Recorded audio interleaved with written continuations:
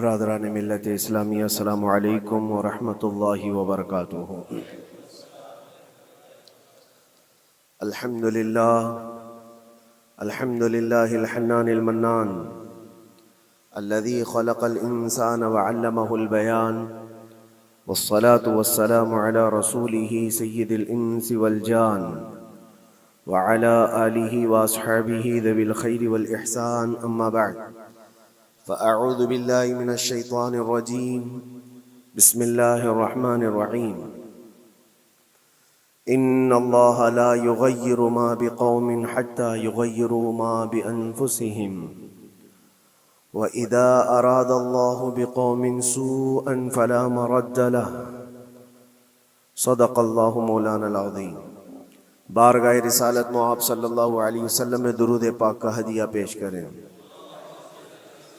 اللہم صلی علی سیدنا محمد معدن الجود والکرم وآلہ واصحابہ الکرام وابنہ الکریم وبارک وسلم صلاة دائمة سرمدا ابدا۔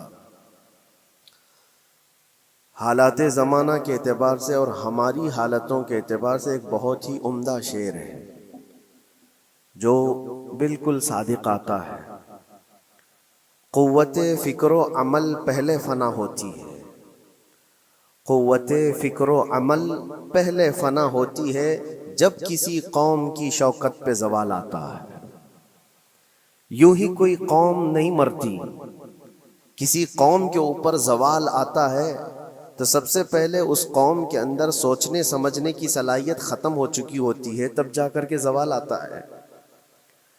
آج اس شعر کو میں پڑھتا ہوں تو محسوس ہوتا ہے کہ ہماری قوم پر یہ شعر صادق آتا ہے۔ قوت فکر اور عمل یہ پہلے رخصت ہو گئی ہے، جس کی وجہ سے یہ زوال آ رہے ہیں۔ لوگ اب حادثوں پر بیٹھ کر کے چرچا کرتے ہیں، حادثہ ہونے سے پہلے جو فکر ہونی چاہیے وہ مفقود ہے۔ گھر جلنے کے بعد پھر میٹنگ کرنے کا مطلب کیا ہے؟ اس سے سیفٹی کے لیے پہلے سے انتظامات ہوں تو اس کو لائق و فائق اور دانش مندی سمجھا جائے گا۔ آج کی وہی حالات ہیں میرے عزیزوں۔ آپ کو پتہ ہے کچھ قومیں ایسی ہیں جو فیوچر پلاننگ کے لیے 100 سال کے بعد کا سوچتی ہیں، جبکہ یہ اسلام کا حصہ تھا۔ نبی کونین صلی اللہ علیہ وسلم نے 1400 سال بعد ہونے والی چیزوں کی پیشین گوئی فرمائی کہ نہیں فرمائی؟ اللہ کے نبی صلی اللہ علیہ وسلم نے 1000 سال بعد پیدا ہونے والی چیزوں کو پہلے سے بتایا تھا کہ نہیں؟ یہ ساری چیزیں نبی آخر الزمان صلی اللہ علیہ وسلم نے جو بتایا، مطلب یہی تھا کہ اس وقت کے لوگوں کو ضرورت تو نہیں تھی ان حالات کی، پھر بھی حضور ان کو بتا رہے تھے، صحابہ کو۔ آج جو چیزیں پیدا ہونے والی ہیں وہ رسول پاک کو پتا تھا، 1000 سال بعد ہونے والی چیزیں، لیکن اس وقت کے صحابہ کو یہ باتیں کیوں بتائی جا رہی تھی؟ ان کے حالات تو اس وقت کے نہیں تھے ویسے۔ اس کے باوجود نبی پاک صلی اللہ علیہ وسلم نے ان کو 1000 سال بعد ہونے والی چیزوں کی باتیں اس لیے بتائی کہ یہ دین اسلام فیوچر پلاننگ کے لیے کتنا ایکٹیو ہے یہ سمجھو، آگے کے لیے۔ اس لیے بتایا گیا کہ صحابہ اپنی اولاد کو اور وہ اپنی اولاد کو، وہ اپنی اولاد کو یہ بات منتقل کرتے جائیں اور آنے والے حادثوں سے پہلے سے ذہن پریپیئر رہے، تیار رہے۔ دجال کے فتنے کا ذکر کتنی مرتبہ حدیث پاک میں آیا۔ امت کو نبی پاک صلی اللہ علیہ وسلم نے یوں ہی نہیں چھوڑ دیا۔ دجال کا فتنہ آئے گا، یاجوج ماجوج کا فتنہ آئے گا، یہ ساری چیزیں بتائی گئی کہ نہیں؟ ہر مسلمان تقریباً جانتا ہے آخر زمانے میں ایک بہت بڑا فتنہ دجال کی صورت میں ظاہر ہوگا۔ تو یہ باتیں اتنے 100 سالوں سے چل رہی ہیں کہ ذہن تیار ہے اس فتنے کو کہ اگر ایسا فتنہ آیا تو ایمان پر ڈٹے رہنا ہے، جمے رہنا ہے۔ یہ بات ہوتی ہے آگے آنے والے حادثات سے قوم کو باخبر رکھنا۔ آج جو حالات ہیں، جب کبھی کوئی چیز لٹ جائے تو سارے لوگ سڑکوں پر آ جائیں گے یا پھر کسی نشستگاہ پر بیٹھ کر کے رات بھر میٹنگ کر کے چلے جائیں گے۔ یہ حادثے ہونے کے بعد کے جو حالات ہیں یہ وہی چیزیں درشا رہی ہیں کہ قوت فکر و عمل فنا ہو گئی ہے. قیادت ہمارے ہاں مفقود ہے. کسی ایک قائد کے تحت کوئی ساری قوم آنا نہیں چاہتی. آپ کیا سمجھتے ہیں کہ جو ہمارے ساتھ حالات پیش آ رہے ہیں، کبھی مسجدوں کو لے کر، کبھی خانقاہوں کو لے کر، کبھی بزرگوں کے نام کو لے کر، اب ہمارے وقف کی جائیداد کو لے کر، یہ سارے جو معاملات ہیں یہ اچانک آنے والی چیزیں نہیں ہیں. بھانپ لیا گیا ہے تمہاری پوری طبیعت کو، تمہارے مزاج کو، کہ فکر و عمل کی قوت ان کی ختم ہو چکی ہے. ان کو دو چند چیزوں میں ہی راضی کیا جا سکتا ہے. دنیا یہ سمجھ رہی ہے، جس کی وجہ سے کھلواڑ پر کھلواڑ ہوتے چلے جا رہے ہیں، اور ان کو یہ بھی پتہ ہے کہ یہ کچھ نہ کر سکیں گے. میرے عزیزو، آپ نا امید اور مایوس نہ ہو کہ ہم سے کچھ نہیں ہوگا. اللہ کریم چاہے تو ایک بندے سے بھی پوری دھرتی پر زلزلہ لا سکتا ہے. اللہ کریم کی ذات پر یقین اور توکل رکھو. سرکار غریب نواز ہندوستان آئے تھے تو بہت بڑی فوج لے کر نہیں آئے تھے، اللہ کی ذات پر بھروسہ کر کے آئے تھے، اور 90 لاکھ لوگوں کے دلوں میں چراغ اسلام جلا دیا تھا. وہ یقین اور توکل کے ساتھ آئے تھے. آج لوگوں کے دلوں کے اندر جو مایوسی اور نا امیدی ڈالی جا رہی ہے کہ کچھ ہوگا نہیں، ابھی کچھ کرنے سے کچھ نہیں ہوگا، یہ نا امیدی اور مایوسی تمہاری طبیعت میں کیوں آئی؟ کیا تمہارا رب تبارک و تعالیٰ کی ذات پر یقین کمزور ہو گیا؟ اگر یہ اس طرح کی بیماری آئی ہے تو پھر بدر پڑھ لینا. جب رسول پاک صلی اللہ علیہ وسلم کے ساتھ وہ صحابہ جا رہے تھے، ان کو اچھی طرح پتا تھا کہ سامنے آنے والی فوج کتنی طاقت لے کر آ رہی ہے. 1000 لوگ آ رہے ہیں، ہاتھی گھوڑے ان کے پاس، ہتھیار اور اسباب ان کے پاس ہیں، کھانے پینے کی مزے کی ساری چیزیں لے کر کے آ رہے تھے مکہ والے. اور ادھر صحابہ ننگے پیر ہیں. 313 کے پاس 4 گھوڑے ہیں، پیدل چلے آ رہے ہیں. چھاؤں لینے کے لیے کوئی جگہ تک نہیں ہے ان کے پاس. ایک کھجور کسی کے پاس ہو تو 10 لوگ اس پر اکتفا کر لیں. فاقے پر فاقہ کرنے والے وہ صحابہ. لیکن انہوں نے یہ نہیں کہا کہ اللہ کے نبی صلی اللہ تعالی علیہ وسلم سے کہ ہمارے پاس اسباب کی کمی ہے، ہتھیار کی کمی ہے، کچھ نہیں، ہمارے پاس سواری نہیں ہے. بغیر سواری کے 180 کلومیٹر مدینے سے چل کر کے وہ بدر پہنچے تھے، بدر تک پہنچے تھے. اور اس وقت اپنی ساری محنتیں، اپنی ساری قوتیں انہوں نے زمین پر لا کر رکھ دیں.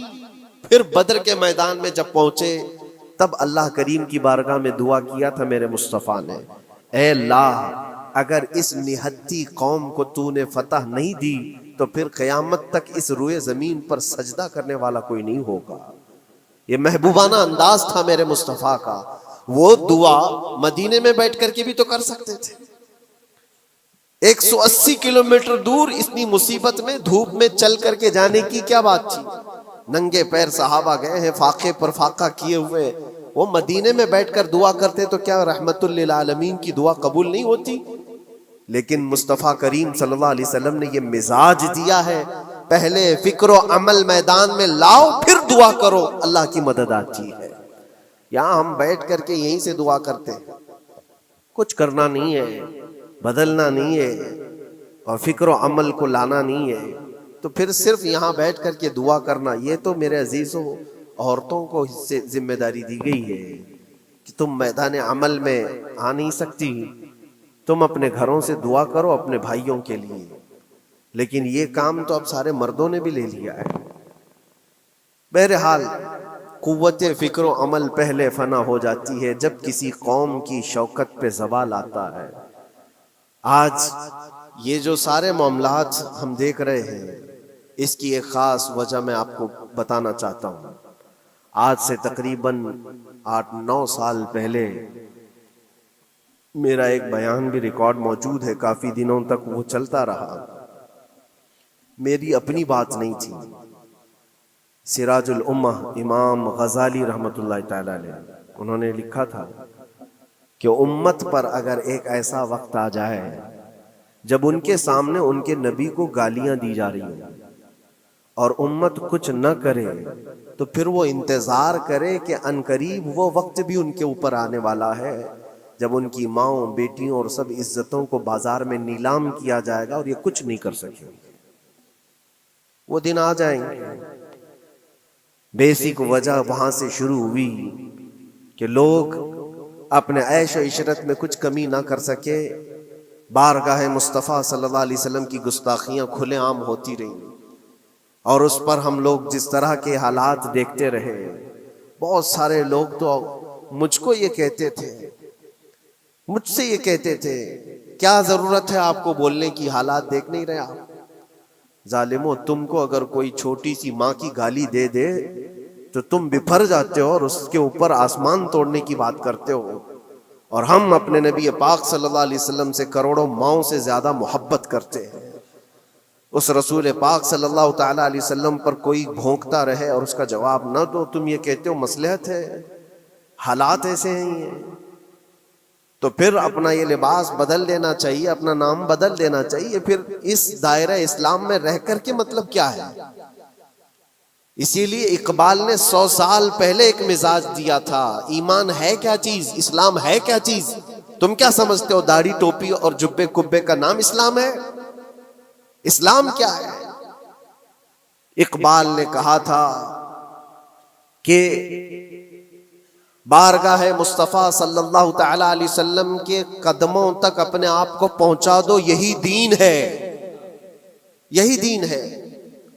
گر بہ نہ رسیدی تمام ابو لہبیست، اور اگر تم وہاں تک نہیں پہنچ سکے تو زندگی ابو لہب کی طرح ہے۔ دین یہ ہے، آبرو ماں زنام مصطفیٰ است، ہم سب کی عزت و آبرو حضور کے نام سے جڑی ہوئی ہے، ان کے نام سے جڑی ہوئی ہے ہماری عزت و آبرو، اور تم اس نام کی حفاظت نہیں کر سکو گے تو آگے یہ سب چیزیں آنے والی ہیں جو آ رہی ہیں۔ آج لوگ آج واویلا مچا رہے ہیں۔ یہ بات یاد رکھنا، شیطان کبھی فجر کی نماز کے لیے اٹھا نہیں سکتا، اور اگر اٹھا رہا ہے تو پھر اس کا کوئی مقصد ہے۔ شیطان اور نماز،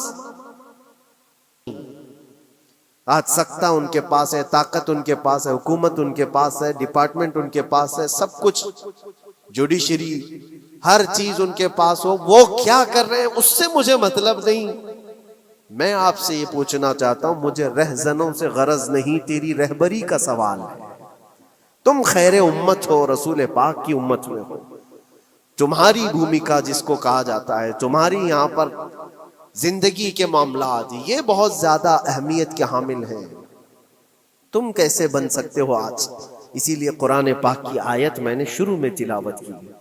رب ذوالجلال فرماتا ہے ان اللہ لا یغیر ما بقوم حتی یغیروا ما بانفسہم، بے شک اللہ تعالیٰ اس وقت تک کسی قوم کی حالت نہیں بدلتا جب تک وہ قوم خود اپنی حالت بدلنے کی کوشش نہیں کرتی۔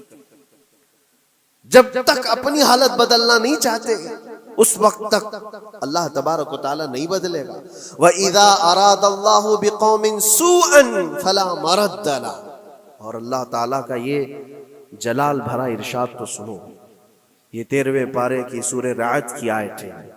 اللہ کریم فرماتا ہے، اور جب اللہ کسی قوم کے ساتھ سختی کا معاملہ کرنا چاہے، پکڑ کرنا چاہے، تو پھر کوئی طاقت اس کو ٹال نہیں سکے گی۔ رب تبارک و تعالیٰ جب کسی قوم پر عذاب لانا چاہے تو کوئی اس کو ٹال نہیں سکے گا۔ تو بدلو، اسی لیے اکثر یہ کہا جاتا، میں تو اپنی تقریروں میں جو چند مجھے چیزیں یاد رہتی ہیں وہ عرض کیے دیتا ہوں، باقی مجھے شعر و شاعری زیادہ یاد نہیں رہتی، لیکن جو دل پہ لگتی ہیں باتیں وہ ذہن میں محفوظ ہو جاتی ہیں۔ کسی شاعر نے کہا تھا، جگہ جگہ کے تھک چکے ہیں تمہیں یہ ہنگامے، نشاط لذت خواب گراں بدل ڈالو۔ کیا مطلب ہے؟ روز ایک ایک ہنگامہ ہوتا ہے، تم کو جگا رہا ہے، اٹھ جا اے مسلمان، اٹھ جا، نشاط لذت خواب گراں بدل ڈالو، لمبی نیند سونے کی جو عادت پڑی ہوئی ہے اس مزے کو بدل ڈالو۔ غلط روی سے منازل کا بعد بڑھتا ہے، مسافروں رویش کارواں بدل ڈالو۔ شاعر نے کہا ہے، ادھر ادھر کی لے میں چلتے رہو گے تو منزل لمبی ہو جائے گی۔ جس راستے پر تمہیں چلنا ہے، اگر بار بار ادھر ادھر مڑتے رہو گے، غلط روی اس کو کہتے ہیں، غلط چلنے سے منازل کا بعد بڑھتا ہے، منزل لمبی ہو جاتی ہے، جہاں پہنچنا تھا وہاں پہنچ ہی نہیں پاؤ گے۔ اسی لیے شاعر کہتا ہے، مسافروں رویش کارواں بدل ڈالو، قافلے کے چلنے کا جو طریقہ ہے اس کو بدل لو تم۔ یہ پوری کی پوری بات ہم پر فٹ ہوتی ہے. چلنے کا انداز بدل ڈالو اے نوجوانوں. جہاں کسی کے گھر میں آگ لگی وہ دھواں اٹھ رہا ہو، اور اگر کوئی نوجوان اندر بیٹھ کر کے یہ کہتا ہو کہ یہ ساون کا موسم ہے یا پھر یہ ابر رحمت ہے، تو اس کی سوچ پر ہم کیا کہیں؟ جہاں آج پوری قوم قسم پرسی کے عالم میں ہو، امت محمدیہ کے یہ حالات آج دیکھ رہے ہیں، روزانہ دیکھ رہے ہیں. تم شیئر تو کرتے ہو، ہر جگہ شیئر کرتے ہو، اور سارے ریلز پر تم جو دیکھتے ہو وہ ہنگامے روز، صرف ہندوستان کے نہیں پوری دنیا بھر کے فلسطین کے مظلوم بچوں کی لاشیں دیکھتے ہو اور شیئر کر کے آگے بڑھ جاتے ہو. ان کی چیخیں، ان کے راکھ کے ملبے، ان کا ڈھیر، ان کے تباہ و برباد گھر، ایک ایک قبر میں 80 لوگوں کی لاشیں، یہ سب کیا تم نہیں دیکھتے؟ شیئر کر کے آگے بڑھ جاتے ہو. یہی تو ہنگامے ہیں جو تمہیں دھگا رہے ہیں. جگہ جگہ کے تھک چکے ہیں تمہیں یہ ہنگامے خود ہی تھک گئے. یہ اٹھتا نہیں ہے. ایک دور وہ تھا 100 سال پہلے کا، جب یہاں پر موجود انگریز اس قوم کو دیکھ کر یہ کہنے پر مجبور ہو گیا تھا، یہ فاقہ کش موت سے ڈرتا نہیں ذرا. بھوکیوں پر بھوکا رہتا ہے لیکن موت سے ڈرتا نہیں. روح محمدی اس کے بدن سے نکال دو. روح محمدی ان کے بدن میں تھی. انگریز تھر تھراتے تھے. اس قوم کا کوئی جواب ہی نہیں ہے. سب سے زیادہ اگر کسی چیز سے ڈرایا جا سکتا ہے تو موت سے، اور یہ قوم ایسی ہے کفن تو اپنے کندھے پر لے کر گھومتی ہے، جہاں موت آ جائے سو جائے. یہ فاقہ کش موت سے ڈرتا نہیں ذرا. روح محمدی اس کے بدن سے نکال دو. یہ کس کی بات تھی؟ یہ انگریزوں کی بات تھی. اور آج حالات بدل گئے ہیں. سارا کا سارا زمانہ تم پر آج بھوکے بھیڑیا کی طرح جھپٹ پڑا ہوا ہے. اور ان حالات میں آپ سے سوال کرتا ہوں، ایک طرف تیز آندھیاں چل رہی ہیں، ایک طرف گھر کے اندر آگ لگی ہوئی، ایک طرف بھوک اور پیاس کی شدت ستا رہی ہے، ایک طرف تمہارے بھائی بہنوں کی بیماریاں ستا رہی ہیں. جب اتنے سارے معاملات ہو تو اے نوجوانوں بتاؤ تم کیا کرو گے؟ اس وقت رات بھر بیٹھ کر گیم کھیلو گے؟ کیا یہ گیم کھیلنے کا وقت ہے؟ اس نوجوان پر کیا یہ افسوس نہیں ہوتا کہ اس کے پوری امت کے حالات ایسے ہیں کہ بچوں کی چیخیں نکل رہی ہیں اور اس کو پب جی سے فرصت نہیں ہے، ریل بنانے سے فرصت نہیں ہے، یہ مجرے کرتا ہوا گھوم رہا ہے. مسجدیں ویران کیوں ہیں؟ خالی کیوں ہیں؟ تم نے مسجدوں کو ویران رکھا تو مسجدیں تباہ ہونے شروع ہو گئیں، دوسروں کی نظر ہونے لگ گئیں اور اس پر لوگوں کی غلط نظریں پڑنے لگ گئیں. آ جاؤ اے مسلمانوں، میرے مصطفیٰ کریم صلی اللہ تعالی علیہ وسلم کی ہدایات پر ایک بات چیلنج کے ساتھ کہتا ہوں. تمہارا نام اگر نبی پاک صلی اللہ علیہ وسلم کے نام سے جڑا ہے تو یہ چیلنج کے ساتھ میں کہتا ہوں، اس رہتی دنیا میں تمہیں پوری طاقتیں مل کر وہ عزت نہیں دے سکتی جو میرے مصطفیٰ کے قدموں کی وابستگی دے گی. کوئی تمہیں عزت نہیں دے سکتا. تمہیں وہیں آنا پڑے گا، اسی پوائنٹ پر آنا پڑے گا جہاں پہنچ کر کے خالد بن ولید نے عزت پائی تھی. اسی نقطے پر آ کر جمع ہو جاؤ جہاں عمر پہنچے تھے تو فاروق اعظم بن گئے تھے. اسی نقطے پر آ جاؤ جہاں علی پہنچے تھے تو حیدر کرار بنے تھے. ہر ایک کو عزت اسی بارگاہ سے ملی ہے. اور جو کچھ بھی معاملات ہو رہے ہیں اس کی ایک وجہ یہی ہے، ناموس رسالت پر تم نے ہلکے پن کا اظہار کیا تو پھر ہمارے سارے مسئلے داؤ پہ لگ جائیں گے. سارے مسئلے. یہ تو وقف ہے. ابھی دیکھو آگے کل تمہاری اذانیں نشانے پر ہیں، تمہاری جماعت کی نمازیں نشانے پر ہیں، تمہاری مسجدیں بھی نشانے پر ہیں کہ تم اپنے گھروں پر بھی جمعہ پڑھ سکتے ہو، چھتوں پر بھی نمازیں پڑھ سکتے ہو. یہ سب معاملات آئیں گے. برقع، حجاب، ٹوپی، داڑھی ویسے ہی چل چکے ہیں مسئلے. ہر چیز نشانے پر ہے. ارے تمہارے کھانے بھی نشانے پر ہیں، تم کیا کھاؤ گے، کیا بچاؤ گے، یہ بھی نشانے پر ہے. یہ سارے مسائل صرف اسی بنیاد پر ہے. قوت فکر و عمل پہلے فنا ہوتی ہے جب کسی قوم کی شوکت پہ زوال آتا ہے. اور یہ ایک بات یہ بھی میں بتا دوں، اقبال نے سچ کہا تھا، ان کے جو ہم غلام تھے خلق کے پیشوا رہے، ان سے پھرے جہاں پھرا پھر آئی کمی وقار. جو کچھ بھی ہوا ہے ہماری عزت و وقار میں کمی کا مسئلہ ان سے پھر جانے کی وجہ سے، نبی پاک سے تم دور ہوئے، یہ عزتوں اور وقاروں میں کمی ہے۔ عجیب سی بات نہیں ہے، یہ دوغلا پن نہیں ہے۔ میں ان نوجوانوں سے پوچھتا ہوں، نبی پاک صلی اللہ علیہ وسلم سے سچی محبت کا اظہار کرتے ہو، حضور سے اپنی جان سے زیادہ محبت کی بات کرتے ہو، لیکن جب ان کے اخلاق کی بات کی جائے تو تمہیں اخلاق ان کے پسند نہیں ہے، حضور پاک کا چہرہ نہیں پسند ہے، حضور پاک کے لباس تمہیں نہیں پسند ہے، تو پھر کون سی محبت کی بات کرتے ہو؟ اللہ کے رسول صلی اللہ تعالی علیہ وسلم سے تم بے انتہا محبت کی بات کرتے ہو، پھر وہ محبت کا تقاضا یہ ہے کہ تمہاری ظاہری زندگی میں بھی تو نظر آئے کچھ۔ محبت کا تقاضا یہ ہے، تم شرما جاتے ہو، دنیا کیا کہے گی مجھے، دنیا کیا کہے گی، دقیانوسی کہے گی، فنڈامنٹل کہے گی، پرانے زمانے کا کہے گی، میں چہرے پر داڑھی رکھ لوں تو لوگ مجھے پتہ نہیں کیا کیا کوسیں گے۔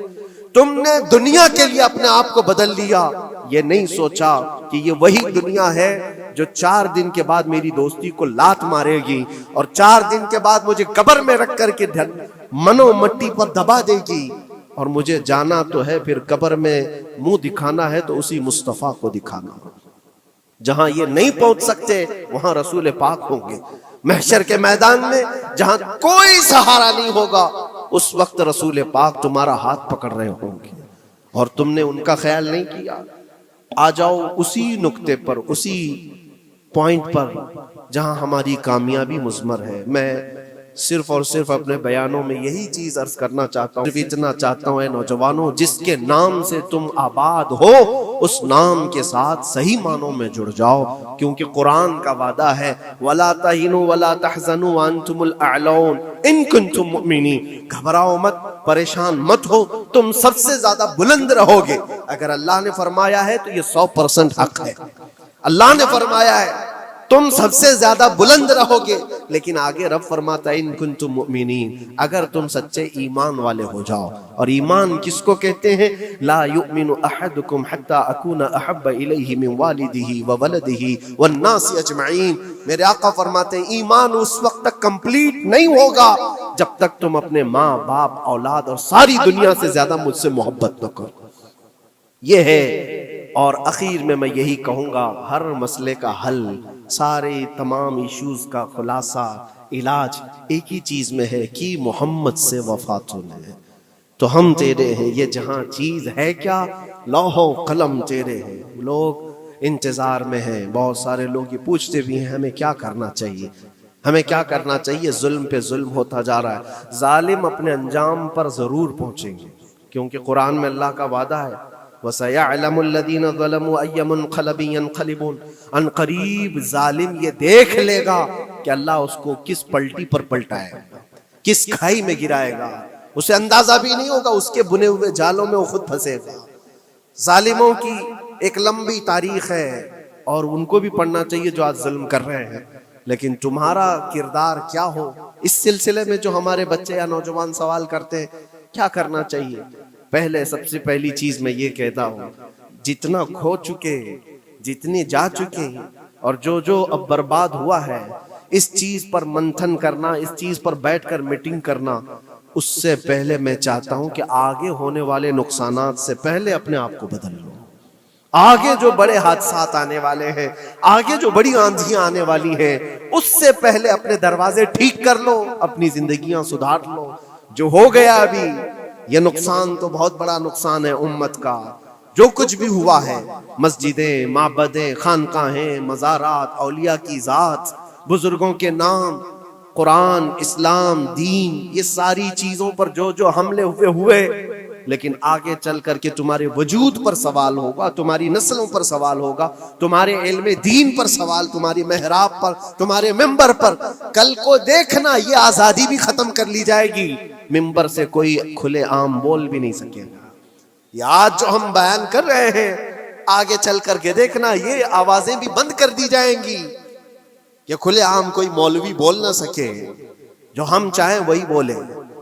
میرے عزیزوں، اس وقت کے ان حادثوں سے بچنے کے لیے میں کہتا ہوں ابھی اپنے آپ کو بدل لو، مسافروں روش کارواں بدل ڈالو، اٹھو وگر نہ حشر نہ ہوگا پھر کبھی، دوڑو کہ زمانہ چال اپنی چل گیا۔